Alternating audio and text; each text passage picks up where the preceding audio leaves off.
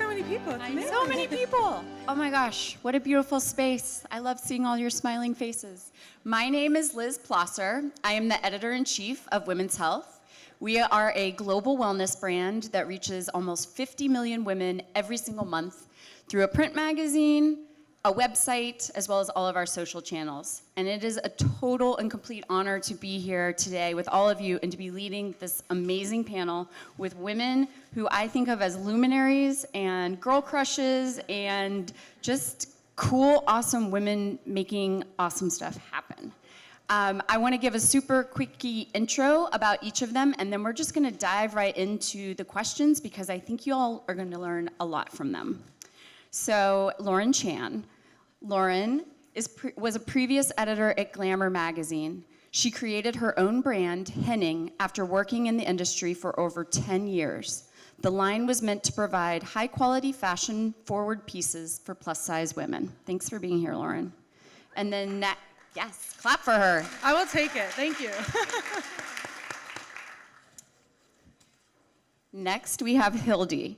Hildy has spent her career at the intersection of politics, media, and communications. She is the founder of Artemis Strategies, a boutique consultancy focused on helping businesses deepen their civic engagement and connect their values with their audiences. Thanks for being here, Hildy. Thanks. And then next to me, we have Lauren Bush Lauren. Lauren is the CEO and co-founder of Feed Projects. She was previously a model and a fashion designer. Feed focuses on ending world hunger on behalf of the UN World Food Program. All right, ladies. So today we're going to be talking about personal evolutions. And every single person on stage with me today has had many of them. Probably some bigger ones and some smaller ones. And I'm guessing that you all in the audience have your own or have some that you're eyeing yourselves. So we're going to really unpack this idea and learn from sort of the transformations and reinventions that you all have gone through. And I'm going to kick it off with you, Lauren. You have not just survived, but thrived throughout your career. You're one of your most famous pivots was going from being an in-demand fashion model to the creator of Feed. Was there an aha moment for you? Or was your pivot preceded by more of a slow burn buildup that you knew you were going to make a big change? So I never wanted to model as a career, and obviously there's a lifespan to that career. Although it was wonderful, I grew up in Texas, so for me it was this amazing life experience and moment and kind of broadening to be able to model and to come to New York and to interact in the fashion industry. Actually, Diane was one of the very first people I ever met, which was amazing and incredibly inspiring. But I always knew I would do it a little bit in high school. A little bit in high school and throughout college, and then happily move on to whatever else I was going to do. And it really was through modeling that I fell in love with design. I studied photography in school because of my exposure to the photographers I was able to work with. So I'm so grateful for that experience, but it was never, again, something I took a ton of personal pride in. So when I had the aha moment for Feed when I was a student in college, and I was winding down on the modeling front because I knew I was going to be graduating and it was time to get serious about what I really wanted to do, that was always kind of the plan. And it was a nice evolution, if you will, or learning experience to be doing what I'm doing now. Got it, great. And other Lauren, you also have some modeling experience under your belt, but you were sort of on the other side of it from Lauren closest to me, because you were creating content in magazine pages. And that was at a very iconic brand, Glamour. So I'm curious about when the seedling for the idea of Henning came to be. Was it more as a model? Was it as a fashion editor? Or kind of a mix and match of the two? It was kind of a slow burn, and I think that if I really think about it, this is going to start sounding a lot like a therapy session real quick. I realized somewhere along my career that my reason for my work and my end game was to make women who have been marginalized and excluded because of their size through fashion feel equal and capable and commanding. And first that was through modeling and physically representing a different group of people with my own vessel. And then that was through journalism with written work and all the content that I did at Glamour. And I kind of came to a point where Cindy's in the building, my dear boss, was leaving, and I was like, I'm going with her. This is a sign. And I realized that my means to my end might be through product next. And so, yes, it was a slow burn. I'm very interested to see what happens after Henning, and if that end game is still the same, but it kind of all led to the next thing. Got it, thank you. And Hildy, you've had a very storied career in politics, having been the chair of the National Finance Committee and working for multiple presidents. Then you moved into what has become a legendary career at Vogue, and now in your current position. Tell us a little bit about the connective tissue between each of those roles. And did you see an era coming when you were in the last one? Did you predict each step before it happened? Oh, definitely did not predict each step before it happened. I'm also the non-model on the panel, so. I'm not either. You have a future career as a Hi. model then. Non-Lauren. Maybe a hand model. So I did not see each career changing. I sort of believe, I worked in politics since right out of college. Even before then, I worked in the Clinton White House, and then I quickly transitioned to raising money in DC for the DSCC, and then I did a bunch of presidential campaigns. And I've made 3 career shifts in my career. I say 2 major and 1 minor, and it wasn't about saying, oh, I definitely want to raise money. I didn't even know what that was when I started it. It was, I knew, and I think this is true for both of these changes, the commonality is I knew what I didn't want to do. And I started with that. I knew I didn't want to stay on the Hill, on Capitol Hill, or do work as a Hill staffer. It just wasn't the life I saw for myself. And so someone said, oh, you should go look at fundraising. I know someone over there, and I went over there, and at the time, this was 2000, and what you may or may not know about political fundraising, many people don't know much. It was all women. All women were running the political fundraising committees at that time, and they were getting paid a lot of money, and they had a lot of access to basically the leaders of our government, and they were being listened to, and they were being heard, and I thought that sounded great to me. So I started there, and I started at the bottom, and I worked my way up, and I left fundraising as the finance director of the Democratic National Committee. And I was really proud of that. Thank you. Thank you. But I was also really burnt out, and I knew that that is not what I wanted to do anymore. And I had met Anna Winter during my time on the campaigns, and we had always had a friendship, and she's been a mentor to me, and I talked to her about what I wanted to do, or more likely what I didn't want to do. And I knew I didn't want to raise money, but I knew that I wanted to continue to bring people together and to tell stories and to share. I like things with legacy and history and weight, and she asked me to apply for a job in her office, and I did, and that's sort of how it happened. Amazing. So I want to get a little bit emo with you guys for a few minutes. Bear with me. How scary is it to leave behind something that's familiar and comfortable that you know and go move into something new? What kinds of energy, what kinds of feelings, whether they're bad ones, whether they're good ones, whether they're just uncomfortable, confusing ones, what's charging through you as you take that step and go through the process? I feel like when you're in the space where you're thinking about taking a leap and it's at the beginning, there is no fear, and that's how you kind of like trick yourself into doing it, really. You're excited, you see possibility, you feel like you're done with what you've done in the past. The scary part for me is when you're like, oh shit, I'm here. Yeah. Now I have to do it. I gotta figure out what size buttons go on pants. So to get real emo, now that's my life. But in the beginning, it was so much excitement and so much positivity, and that's a muscle that I try to flex today, now that I'm in it, is to remember that feeling and remember that motivation and connect with people who make you feel that way. It's all like the startup vibes, that enthusiasm. If we could bottle that up and bring it out when we need it along the way, that'd be magic.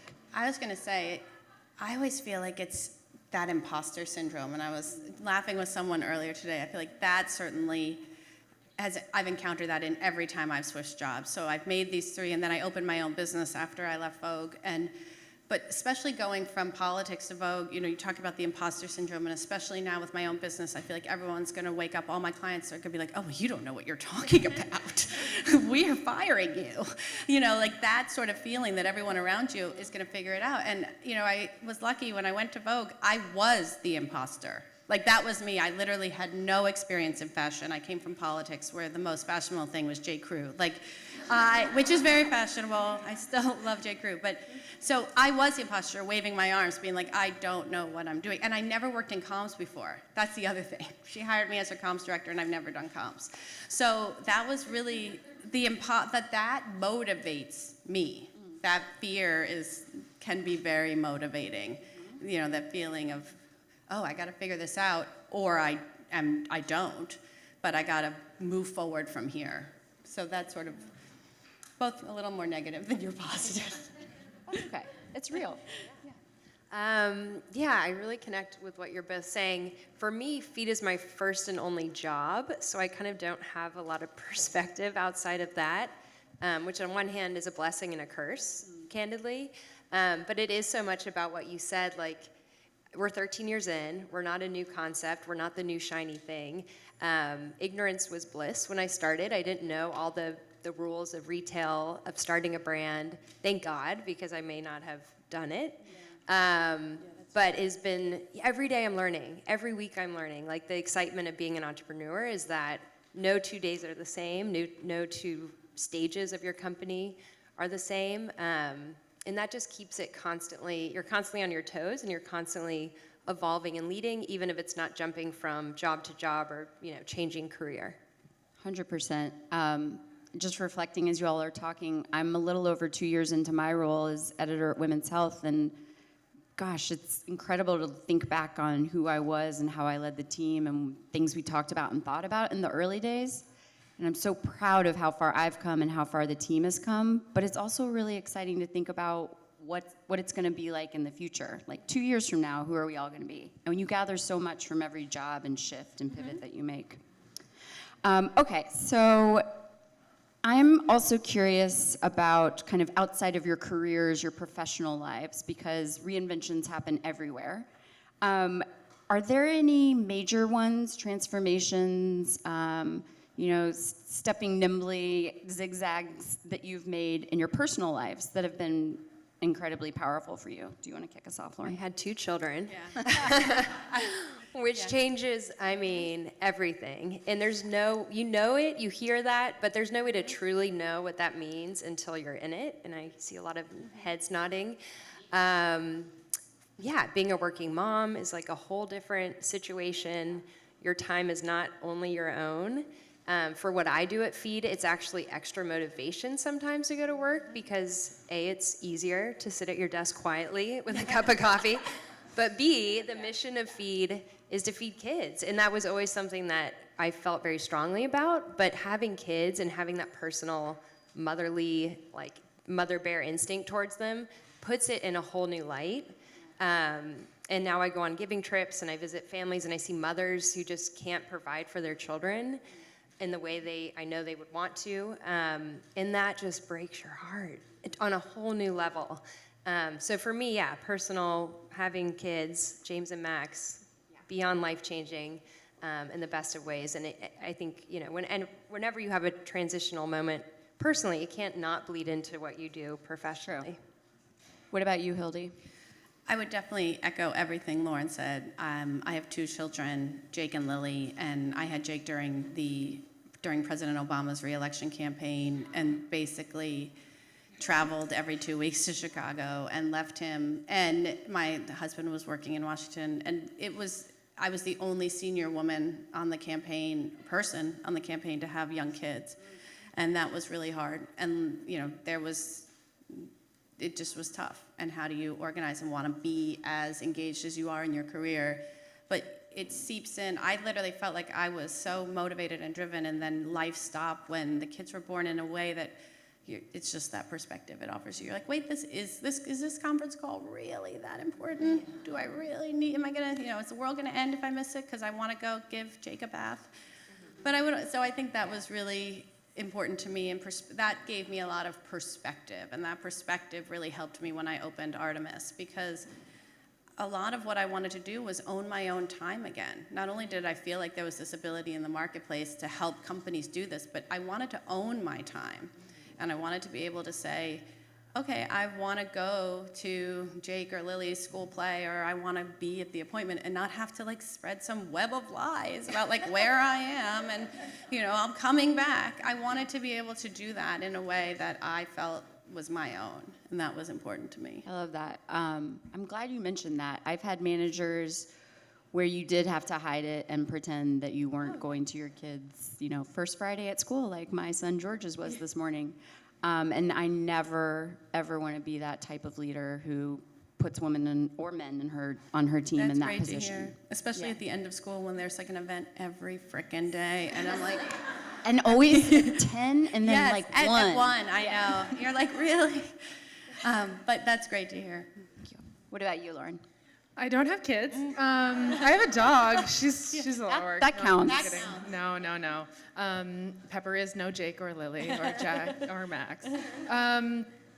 I had a friend pass away at the end of last year, and what you said about perspective really resonated with me. I think that whether we're talking about women who are mothers and entrepreneurs, or they have some other perspective shift or focus in life, and they're an entrepreneur, it can often be seen as soft and weak and not committed. And just frankly, we often get seen as women as you couldn't be as good of a CEO because your heart is with your kids, you have another obligation. And while I am a hustler, I get shit done, I am very proud of the work that I do and very passionate about it, I am not gonna go out being, stressed out over pants. It's not gonna happen. And I think that the friend who passed away had this incredible, incredible life and left an incredible legacy and did so much activism in her work. And that's kind of how I want to be. I want to keep that mind space for myself to keep spreading the message that I want to spread and doing the good work that I want to do. And so that was definitely a perspective change for me. Yeah. And making the human connections you want to make. Absolutely. Yeah, Absolutely. it's That's what so- it's really about. Yeah, exactly. That gets so lost, I think. Yeah. Well, speaking of hustling, we all do it. I know everybody in the audience does too. At Women's Health, we have a motto. I mentioned this last night at our girls' dinner.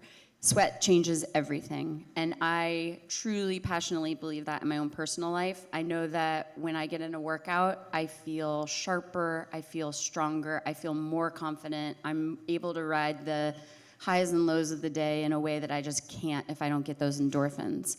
And so I'm curious, because I think everybody has their own version of sweat when it comes to wellness and self-care. Are there particular practices you have, whether it's meditation or a product you love or some form of movement that helps you get through the tough times, the stressful times? Lauren? Yes, thank the Lord. Yeah, I had just a super stressful week, almost a day where I just didn't even want to get out of bed, candidly. And I had my trainer, who is this lovely man covered in tattoos. He's like a cage fighter. Sounds lovely. He's like a sweetheart. And I canceled him at first because I was like, I just can't motivate. And I was like, no, come. And again, I'm very lucky to have him in my life. He came over and we boxed. And I just beat it out. And it just felt so good. And I went to work. It was a total reset. Yeah. I mean, to use Lauren's word, candidly, love is blind is my current recoup. Yeah, but we talked about this last night. I play basketball outside in the summer, and that's kind of like some competitive physical energy to Guys, get out. too. You're out there with that. Yeah. The size is good for something, But yes, right now I recoup with a lot of Netflix. Yeah. Sorry, Liz. I have a skiing injury I'm recovering from. We've been bonding about our love of sweat. I was reluctant about this question. Anyone who knew me in high school knew knew that I didn't touch a workout. I didn't go near a workout. I ate the workout. I was like the last one to figure out exercise was good.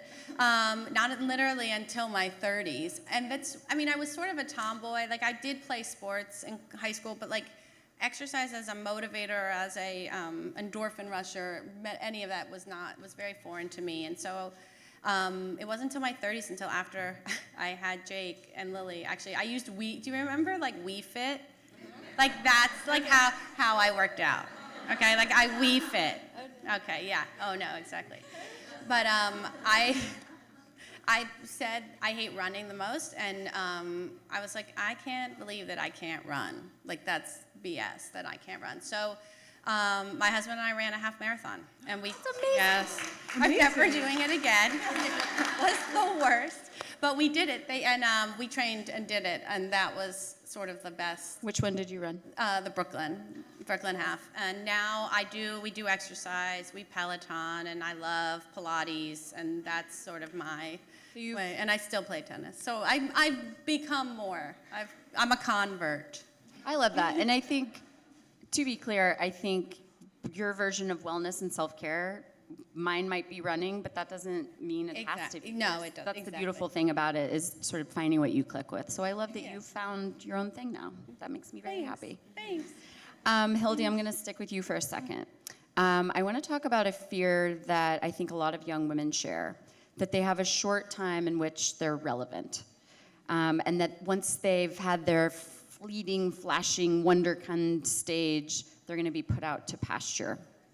Yet, if you look at women amongst us, like Diane, like one of your mentors, Anna Wintour, there are so many women who are showing that life only gets more interesting and richer and better as we age. And so I'm asking you to debunk this myth that we only have a short window of time in which we can establish ourselves. What do you have to say about that? I mean, yeah, I think, isn't it funny we talk about, like, what word did you use about, like, our spotlight or our moment to shine? Like, that wasn't a thing before social media. That wasn't a thing, I don't think. I mean, there was always an unattainable beauty, or magazines that showed you a lifestyle, but the idea that we all had to have this persona is sort of new, and I think unfortunate in a way. It can be damaging. I don't know. I turned 40. I think my life is better than ever. I mean, like, not because, no, I mean, like, not like, just because I feel like I have my own agency. You know, you're in charge. You may be more economically independent. You feel like you've been through things, that you have more perspective on life. Maybe you chose to get married, or you chose to have kids. Like, if you didn't, you've made your own choices instead of things sort of being dictated to you, or you reacting to. You know, in your 20s, I feel like I reacted to a lot of stuff, to circumstances or to things, and now I'm like making my own choices, and I think that comes with age and time, and also what you do with it. Like, so what are you doing in your life that gives you that shine in that moment, whenever you choose to do it? Love that. I turned 40 last year. I'm about to turn 41, but speaking of social media, I proudly put it out to all my few followers. No, but I did. I owned it and I celebrated it, and that was really important to me as a woman leading a woman's brand, to not hide the fact or pretend or make jokes about how I'm really just X age. Like, I'm 40 and I am proud of it. Yeah, and I think you're seeing much more of that. And it's much more of that in mainstream media too today. I think you're seeing more diversity of age and celebrating people at all stages of their life. Yeah. I literally cannot wait to be 40. I have a friend here who knows, they can vouch for me. I've been lying about being 30 for multiple years because I'm so excited for those moments where I can look back and I know I'm going to be able to say I'm the woman that I wanted to become. I made all my decisions. I did everything I was supposed to do. That's behind me, and now I do everything that I need to do for me. I'm so excited. It's great. Yeah, guys, I'm 40. Yeah, now I'm 40. That's my line now. Lauren, let's stick with you for a second. So I know in fashion, you're always thinking about what's next, and you're planning way into the future, like beyond what the normal human can imagine as they go through a store or click around online and pick what they want to buy. But let's take that idea into the rest of your life.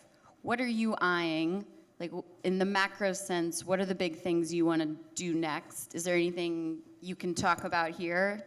I mean, I have to watch my own mind and not fall into the trap of what I'm going to be doing 10 years from now, because I'll have a bad day at work and I'll be like, I can't wait to own a dog farm in Canada. We'll do like a Soho farmhouse thing. People can come up for the weekend. I'll be a little bit of a recluse. Anti-capitalism it'll work. Yeah.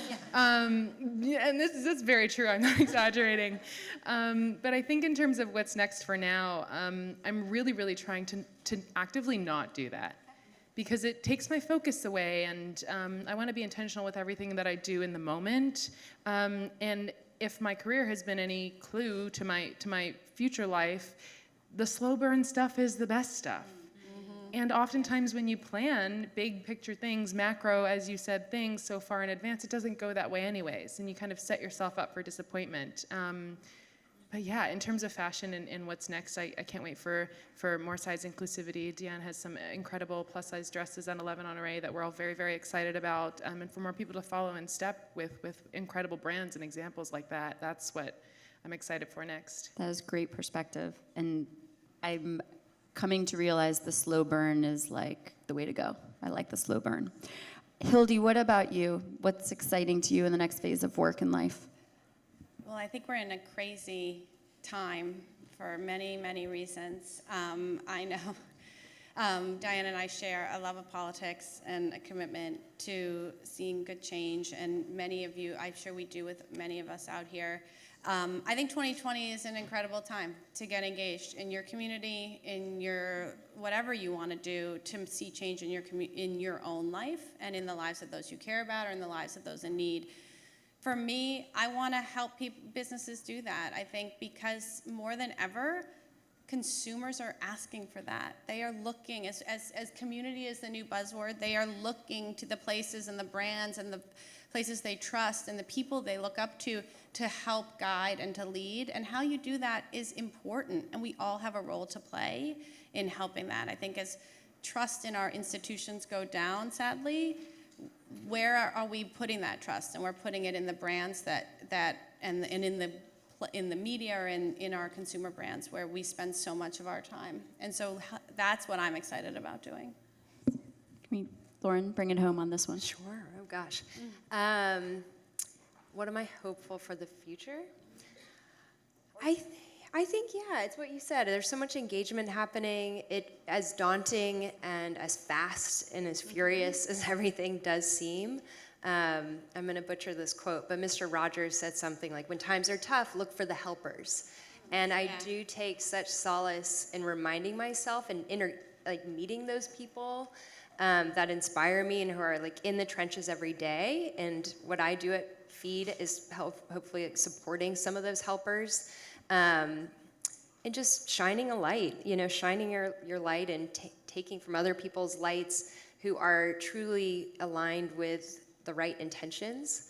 I think I've been going back recently to that word intention because, if you can kind of start your day with that intention, and if you can surround yourself with people who have like-minded intentions for humanity, for the planet, it's just so beautiful. It just changes the tone of everything and ultimately, hopefully, the actions of everyone around you as well. I know we don't have time, but I want to add one thing to what you said, because it's so true about surrounding yourself with people. I also think we have to listen more, and I think that's really missing. And we have to listen to people who don't look like us, who don't come from the places we come from. I'm born and raised in New York City. I grew up in my own echo chamber here, and campaigns teach you to get out of that. You are forced to get out and see this country as big and vast and complex as it is.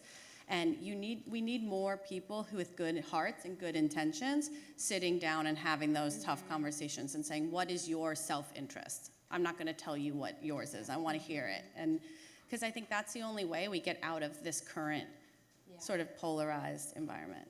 I love that. Listen more. Okay, so we're moving into our last question because we're about to run out of time. I want to tee this one up by telling you all, in case you didn't know, that Diane appears on the last page of the magazine, our March issue of Women's Health. She looks like a beautiful badass, because she is.